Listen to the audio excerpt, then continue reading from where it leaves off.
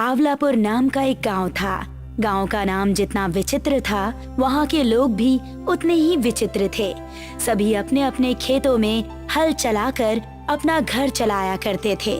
एक दिन शंकर राव मारुति राव के साथ खेत में जा रहे थे। अरे बात तो बहुत अच्छी है। हमारे गांव में 2 वक्त की रोटी कमाकर सब ऐसे ही सुख शांति से रहते हैं। जी सही कहा आपने।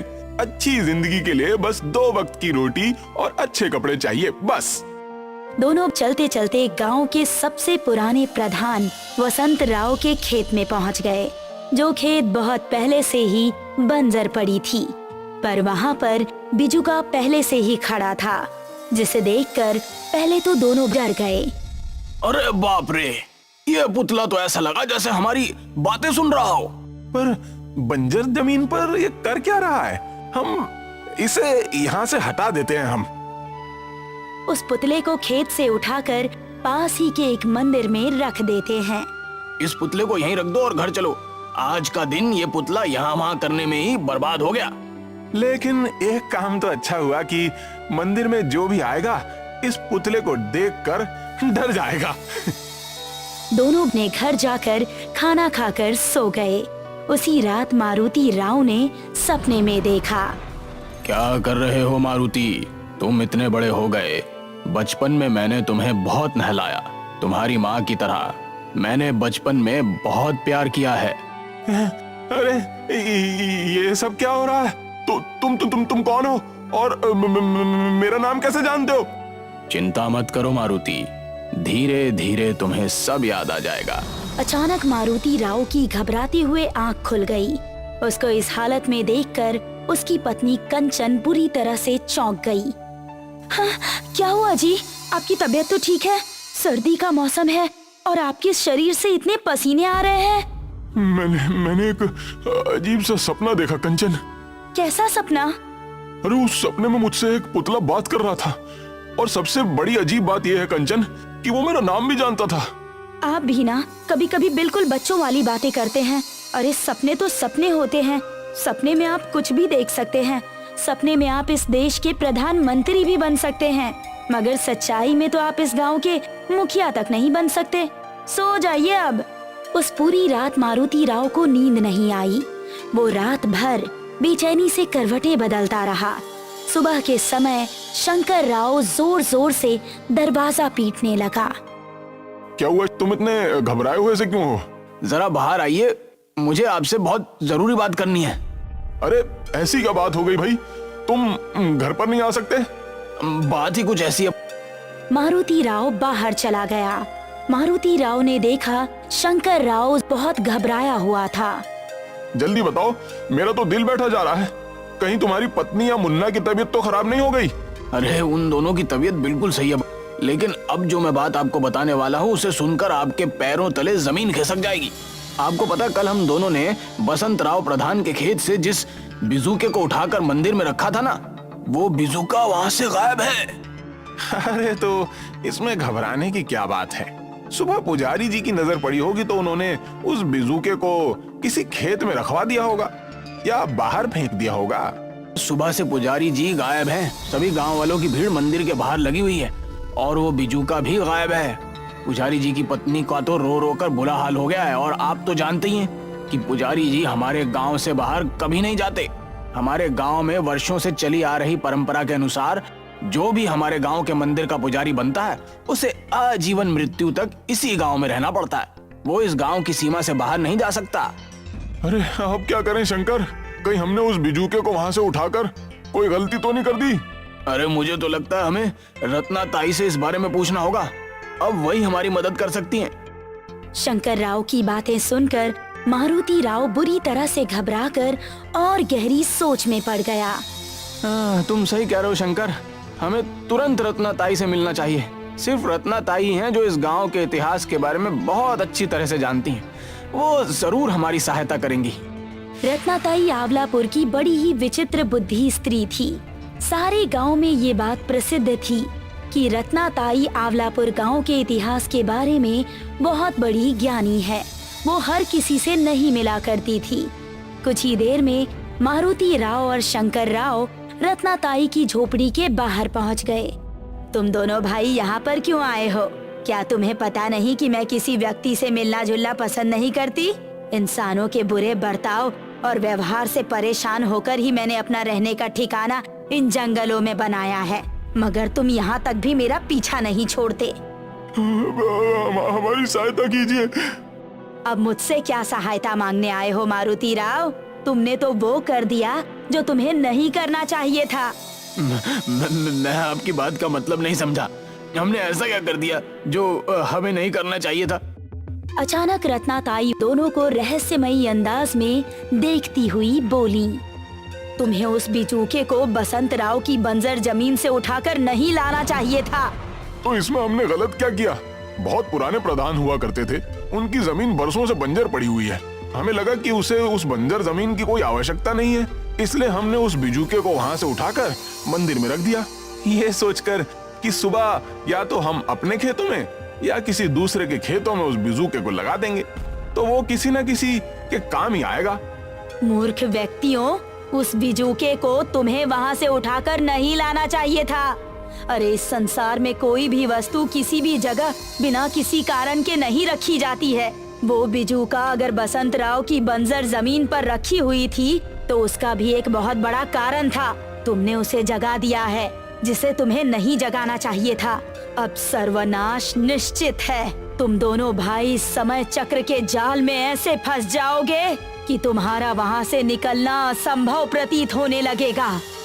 आप क्या बोल रही हैं? हम दोनों की कुछ समझ नहीं आ रहा। आप ही हमारी सहायता क्यों नहीं करती? क्योंकि तुम्हारी सहायता मैं नहीं कर सकती। अब तुम दोनों की सहायता ईश्वर ही कर सकता है। मैं सिर्फ ईश्वर से तुम दोनों के लिए और इस पूरे गांव के लिए प्रार्थना ही कर सकती हूँ।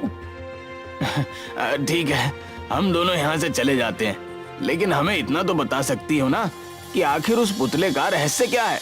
तुम्हारे लिए सिर्फ इतना ही जानना जरूरी है कि बसंत राव प्रधान की वो जमीन किसी जमाने में बहुत उपजाऊ थी, लेकिन देखते ही देखते वो बंजर हो गई और एक दिन बसंत राव प्रधान गांव से अचानक गायब हो गया, ठीक उसी तरह जैसे रात में वो पुजारी गायब हुआ है।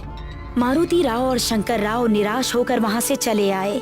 वो दोनों वहाँ से कुछ ही दूर चले थे कि तभी उन दोनों की नजर एक घने पेड़ पर पड़ी। मुझे ऐसा लग रहा है कि उस पेड़ की मोटी टहनियों पर कोई बैठा हुआ है।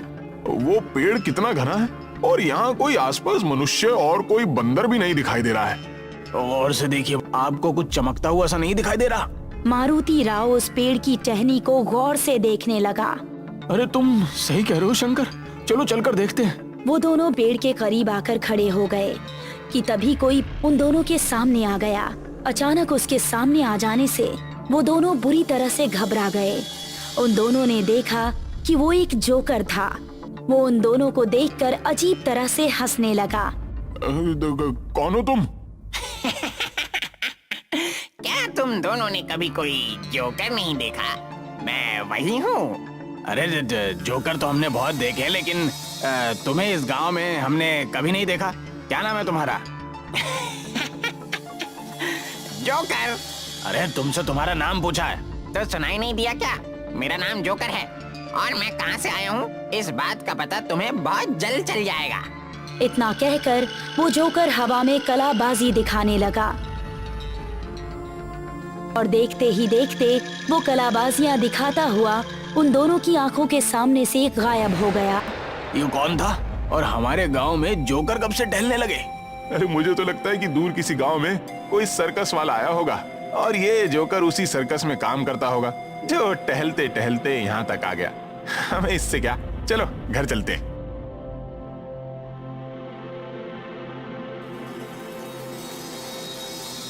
शंकर राव मारुति राव के घर पर चला गया, मगर उसने देखा कि उसकी पत्नी और उसका बेटा मुन्ना भी मारुति राव के घर पर मौजूद थे।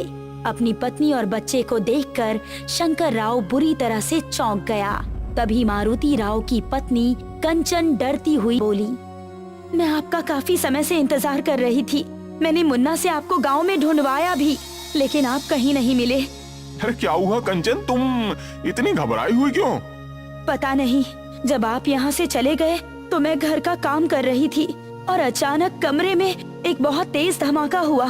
ऐसा लगा जैसे कोई भूचाल आ गया हो। मैंने देखा कमरा रंग बिरंगी रोशनी से जगमगा उठा।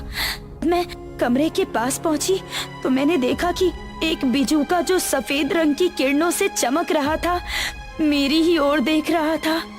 अपनी पत्नी कंचन की बात सुनकर मारुति राव बुरी तरह से घबरा गया और डरे हुए अंदाज में शंकर राव की ओर देखने लगा। अरे ये सब क्या हो रहा है? पहले हमने उस बिजूके को उठाकर मंदिर में रखा, वो बिजूका मंदिर से गायब हो गया और साथ में पुजारी भी। कहीं ये वही बिजूका तो नहीं? अरे नहीं, ये वो बिजूका नहीं हो सकता, क्योंकि कंचन बता रही है कि ये बिजूका सफेद रंग की किरणों से चमक रहा है। खेत वाला बिजूका तो बहुत साधारण बिजूका था। जो भी हो, हमें अंदर जाकर देखना तो पड़ेगा ना। इतना कहकर वो दोनों डरते डरते कमरे के अंदर प्रवेश कर गए, मगर सामने का दृश्य देखकर उन दोनों की आंखें हैरत से फटी की फटी रह गई। उन्होंने देखा कि उनके सामने एक हीरे का बिजूका खड़ा हुआ था, जिसमें बहुत कीमती और मूल्यवान हीरे चमक रहे थे। तभी उन दोनों की आंखों के सामने अविस्मय घटना हुई। वो बिजूका उन दोनों की ओर देखकर हंसते हुए बोला, मेरे शरीर पर लगे हुए हीरों को निकालने की गलती मत कर देना, नहीं तो तुम दोनों की मौत निश्चित है। बिजूके को बोलता हुआ देख मारुति राव और शंकर राव दोनों बुरी तरह घबरा गए। कौन हो तुम? हाँ, कौन हो तुम? भला बिजूका कैसे बोल सकता है? मैं कोई साधारण बिजूका नहीं हूँ। अगर तुम दोनों मेरा कहा मानोगे तो मैं तुम दोनों की सहायता कर सकता हूँ। कैसी सहायता? मैं तुम दोनों को धनवान बना सकता हूँ, इतना जितना कि तुम सोच भी नहीं सकते। लेकिन हम दोनों तुम्हारी बात पर विश्वास कैसे कर लें? जब तक तुम हमें अपने बारे में नहीं बताओगे तब तक हम तुम्हारी किसी भी बात पर विश्वास नहीं करेंगे। हाँ, तुम्हारा क्या भरोसा? कहीं तुम भूत प्रेत पिशाच हुए तो हमारा तो सर्वनाश हो जाएगा। मैं भूत प्रेत पिशाच इनमें से कोई भी नहीं हूँ। समय आने पर तुम्हें सब पता लग जाएगा। शंकर राव बहुत गहरी सोच में डूबते हुए डरते डरते उस बिजूके की ओर देखकर बोला, अरे कहीं तुम वही बिजूका तो नहीं जिसे हम वसंत राव प्रधान के खेत से उठाकर मंदिर के अंदर ले गए थे? शंकर राव की बात सुनकर वो बिजूका अजीब से अंदाज में मुस्कुराने लगा। प्रतापगढ़ गांव में वैद्यनाथ किसान रहता था। वैसे तो वैद्यनाथ समझदार और गुणी था, लेकिन अपने भाइयों के निकम्मे होने की वजह से हमेशा परेशान रहता। वैद्यनाथ के खेत कम होने की वजह से वो गांव के जमींदार ठाकुर के खेत लेकर उन्हें भी जोता करता था।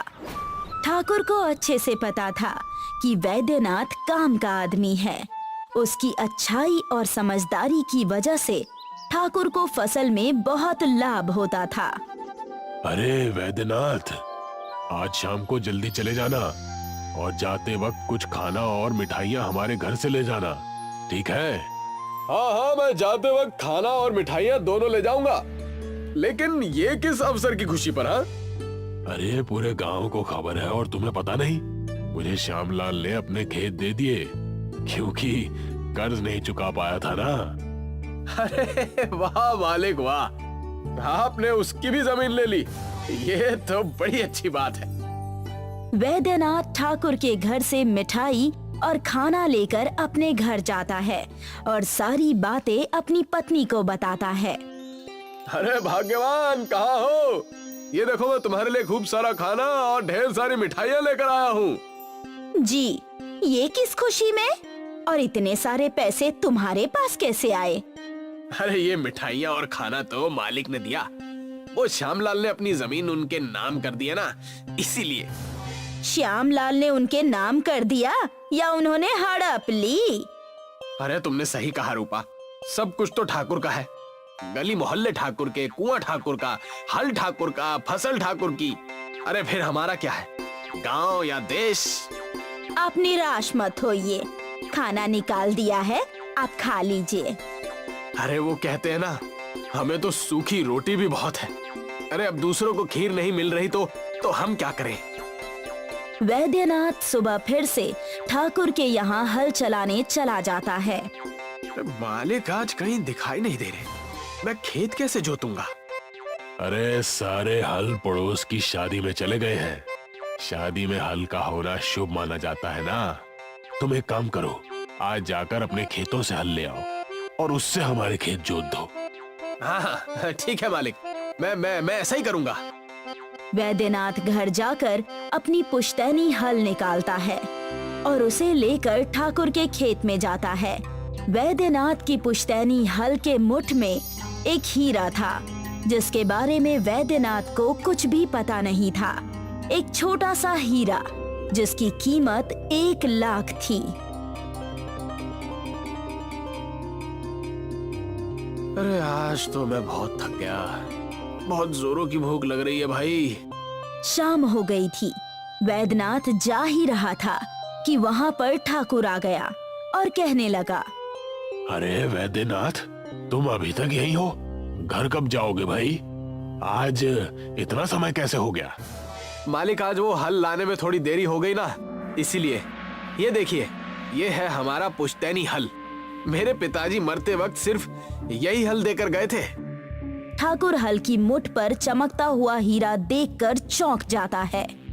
अरे ये हल तो बहुत कीमती लगता है, लेकिन ये हल इस मूर्ख के पास क्या कर रहा है? हल तो बहुत अच्छा है और बहुत बड़ा लग रहा है। हाँ, एक काम करना, इसे यहीं छोड़कर जाना। वो क्या है कि अन्य खेतों को भी जोतना है ना, तो हमारे पास हल नहीं है। कल आकर फिर से ले जाना। अरे मालिक, ये भी कोई मांगने की बात है?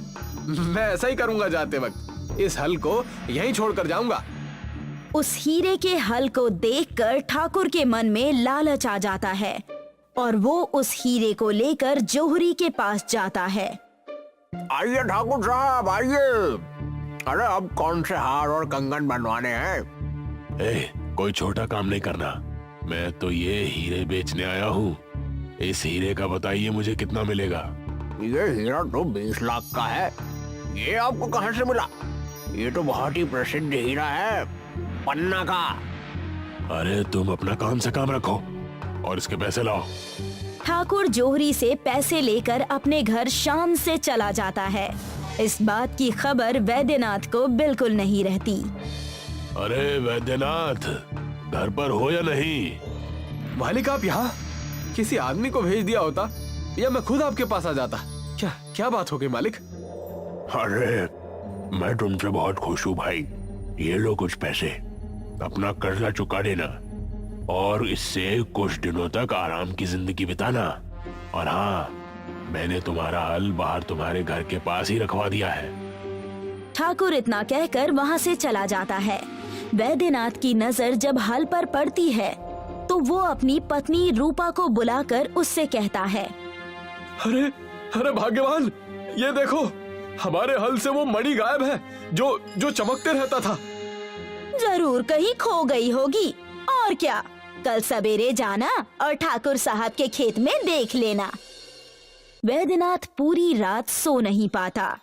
उसे बस हल की मणि की ही चिंता होती है। सोते वक्त उसके सपने में उसके पूर्वज आते हैं, यानी कि उसके दादाजी आते हैं और उससे कहते हैं, कितने बुद्धू हो तुम। उस ठाकुर ने तुम्हारे साथ छल किया है। जिसे हल्का मणि समझ रहे थे, वो असली हीरा था जिसकी कीमत आज के समय बहुत थी। उस ठाकुर ने तुमसे वो लेकर तुम्हें ठग लिया है। अरे अब मैं क्या करूं? मेरी तो अकल ही मारी गई थी उस समय। तुम चिंता मत करो, वो तो बस एक छोटा सा टुकड़ा था। हमारे घर के पैखाने में पूरा जादुई हीरे का हल है। उसे जाकर ले लो और उससे अपने खेत को जोत दो। उससे क्या होगा? उससे तुम्हारे खेतों की फसलें बहुत अच्छी होंगी, चमकदार होंगी और बहुत ही स्वादिष्ट फसल उगेंगे। ये कोई साधारण हल नहीं है। सपने में अपने दादाजी को देखकर वैद्यनाथ की नींद खुल जाती है और वो अपनी पत्नी रूपा से सारी बातें बता देता है। क्या कहा आपने? उस ठाकुर ने हमारे साथ ऐसा किया? हम उसे छोड़ेंगे नहीं। अरे बस तुम देखती जाओ मैं क्या क्या करता हूँ और कैसे कैसे करता हूँ। वैद्यनाथ ने बिल्कुल वैसा ही किया। जादुई हीरे का हल घर के खुफिया कमरे से निकाला। इस खेत में आप क्या बोने वाले हैं? इस खेत में आलू, जो हीरे के हल से बहुत ही अच्छे और स्वादिष्ट आएंगे। जैसे ही वैद्यनाथ ने जादुई हीरे का हल चलाया, हीरे का हल ज्यादा चमकने लगा। ऐसा लगा जैसे पूरे खेत में बिजली दौड़ गई हो। ये देखो, अब इस जादुई हीरे के हल की ताकत इस खेत में आ गई है। आपके दादाजी अगर और कुछ दिन पहले सपने में आ जाते तो क्या उनका कुछ बिगड़ जाता? हमारी जिंदगी बहुत बदल गई है अब। और वो अपने खेतों में दिन रात मेहनत करके उन्हें जोतने लगा। उस जादुई हीरे के हल की वजह से वैद्यनाथ को बहुत मुनाफा हुआ और वो ठाकुर से भी ज्यादा अमीर हो गया। मालिक, अब गांव में सब उस वैद्यनाथ की बात सुनते हैं। हर कोई उसके अनाज से ही अपना घर चलाता है।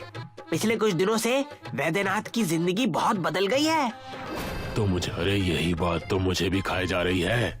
आखिर ऐसा कौन सा चमत्कार हुआ जिससे उस वैद्यनाथ की जिंदगी इतनी बदल गई? ठाकुर और उसका नौकर वैद्यनाथ के आलीशान घर में जाते हैं। अरे कहाँ हो वैद्यनाथ? अरे भाई, सुना है तुमने जीवन में बड़ी तरक्की कर ली है। हाँ, तरक्की तो हुई है, क्योंकि मैंने किसी के साथ छल थोड़ी किया है। आपने तो मेरे हल के हीरे को भी छल से ले लिया, लेकिन भगवान की महिमा कुछ और ही थी। ठाकुर को वैद्यनाथ की तीखी बोली से गुस्सा आ जाता है और वो अपने नौकर को वैद्यनाथ को कमरे में बंद करने का आदेश देता है। इसे जाकर कमरे में बंद कर दो और घर की तलाशी लो। ठाकुर के कहे अनुसार नौकर ने वैद्यनाथ को जबरदस्ती कमरे में बंद कर दिया और घर की तलाशी लेने लगा। तब वहां उसे जादुई हीरे का हल दिखा। ये देखो, ये रही इसके अमीर होने की चाबी। हाँ मालिक, देखो कितना चमक रहा है। जैसे ही ठाकुर और उसका नौकर उस जादुई हीरे के हल को अपने हाथ में पकड़ते हैं, उन्हें बहुत तेज बिजली का झटका लगता है। अरे अरे बचाओ, भागो भागो यहाँ से। अरे मालिक, आपकी वजह से मैं भी चिपक गया मालिक। और तुरंत ही उन्होंने उस जादुई हीरे के हल को छोड़ दिया। नौकर ने दरवाजा खोलकर वैद्यनाथ को बाहर निकाला। अरे इस घर में एक पल भी रहना बर्बादी है। भागो यहाँ से। अब के मैं आपसे यहाँ के काम करने नहीं आऊंगा। मैं आपकी नौकरी छोड़ रहा हूँ। ठाकुर और नौकर को उनकी सीख मिल गई। वैद्यनाथ को भी इसका अंदाजा हो गया और वो अपने दादाजी की तस्वीर देखकर मुस्कुराने लगा और खुशी खुशी अपनी जिंदगी बिताने लगा।